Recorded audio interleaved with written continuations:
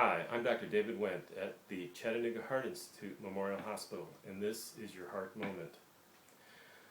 One of the things that we're confronting today is an epidemic of a rhythm called atrial fibrillation. Most of us have no conscious awareness of our heartbeat. It beats smoothly and has so for many years, 100,000 times a day. But today, we're seeing many patients with something called atrial fibrillation. Let's look at how the rhythm evolves. If you look at the heart, just a schematic of the electronics, all of your heartbeats start up here in the upper right-hand chamber. These are your own pacemaker cells or sinus node cells. They send a signal to the center of the heart, and another signal goes to each side on the bottom of the heart.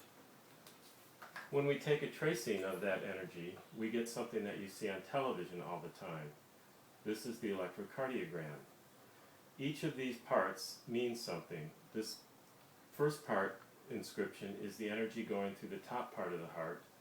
This flat line is where it goes through the center, and this large inscription where it goes through the bottom of the heart. In atrial fibrillation, instead of this group of cells driving the rhythm, all of the cells in the upper chamber begin to fire randomly.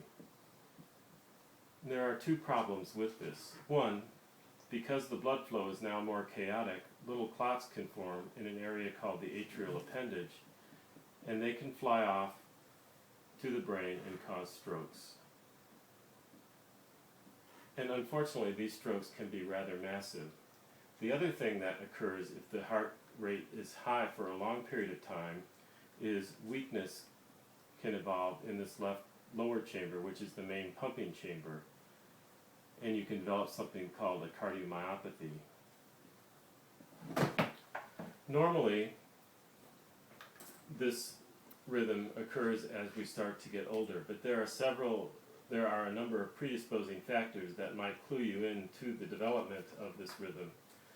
One is a family history, the other a history of high blood pressure, the other that of sleep apnea,